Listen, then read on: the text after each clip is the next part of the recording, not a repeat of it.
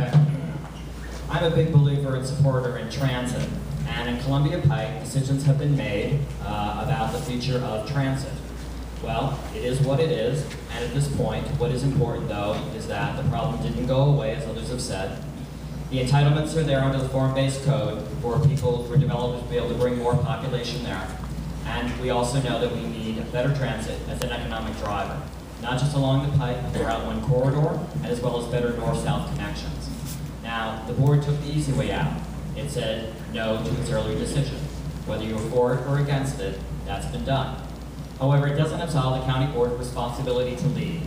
And I think that it's certainly time now to start the conversation with the Pike and Route 1 corridor as residents, as well as more broadly in the county, because everyone has to pay for it, about the future of transit in this area. It won't be on rails, we know that. But it has to be high quality, because the Pike and Route 1 don't deserve second best. It can have rail-like experiences, and if we're going to call it BRT, call it whatever you want, okay? We need a better transit system on the Pike, and to me, it's one of my top priorities if elected, is to move forward with better transit on the Pike, not immediately, but we have to get that conversation going and balance it off with the rest of the capital improvement plan. But time's a wasting. It's time to move forward from a bad decision.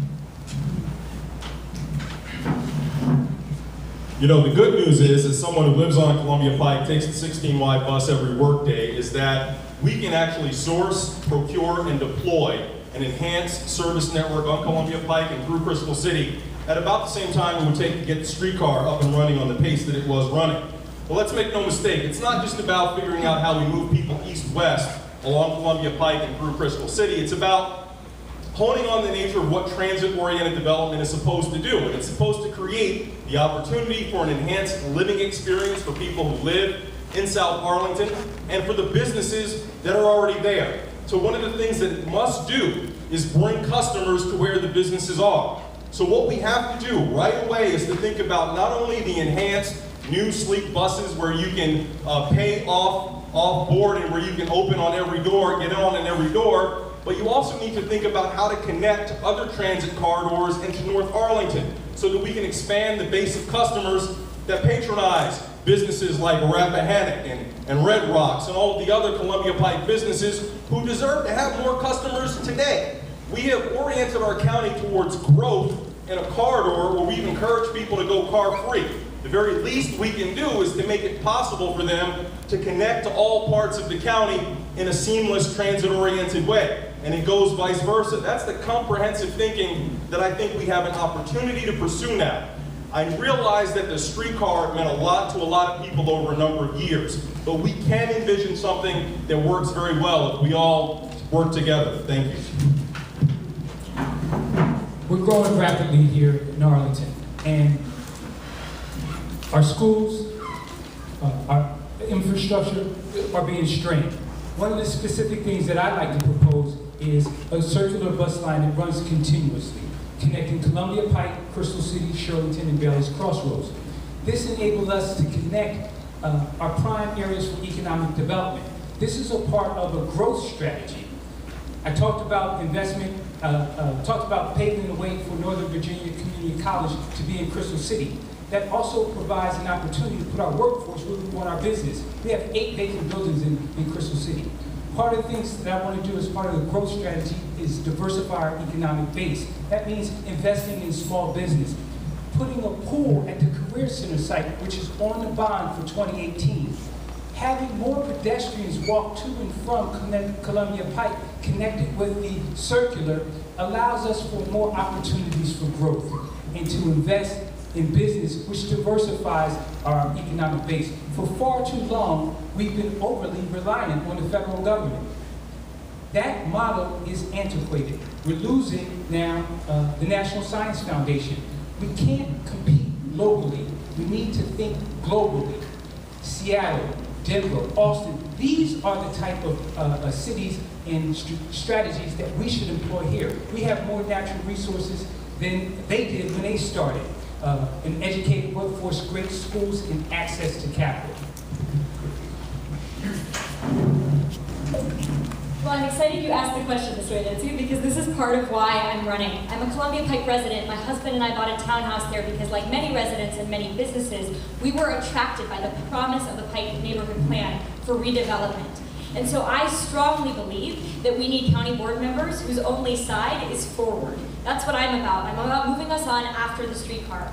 And I love that this question has teed us up to do that. Let me tell you a little bit about what I'd like us to do. I want us to be looking at how we can enhance bus service. Not just more buses. How do we move our buses more efficiently down the pike and create that sense of transit, true transit-oriented development that you get when you know that buses come reliably and efficiently.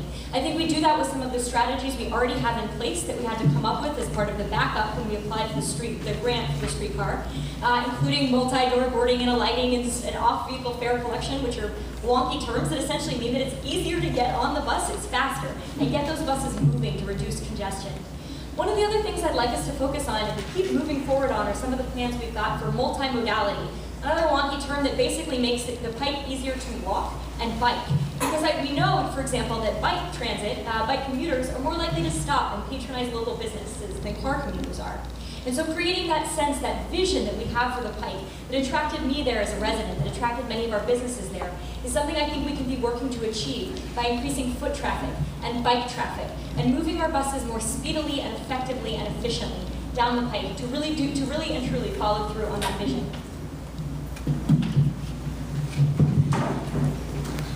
What Katie said much faster than I possibly could.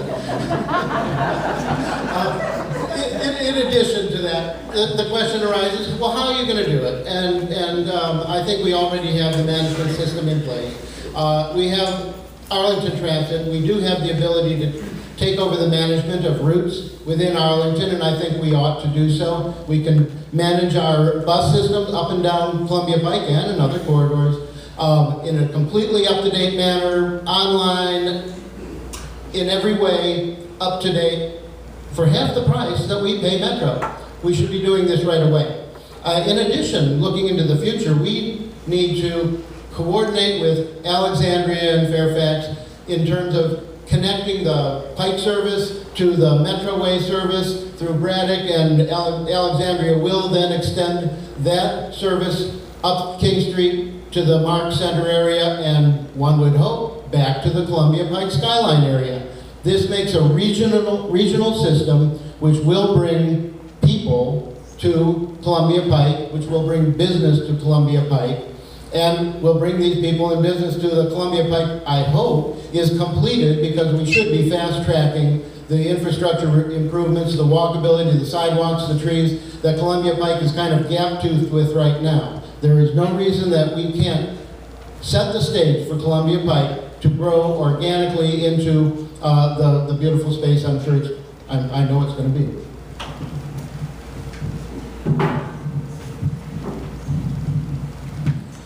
I'm committed to Columbia Pike, like I'm committed to all parts of Arlington, to make sure we have a vibrant, robust, economically producing part of our community. We need Columbia Pike, we need the corridor, and we need to solve these questions. When we started this campaign, we talked about one of our core tenets was restoring voter confidence in our county government, that confidence had been shaken.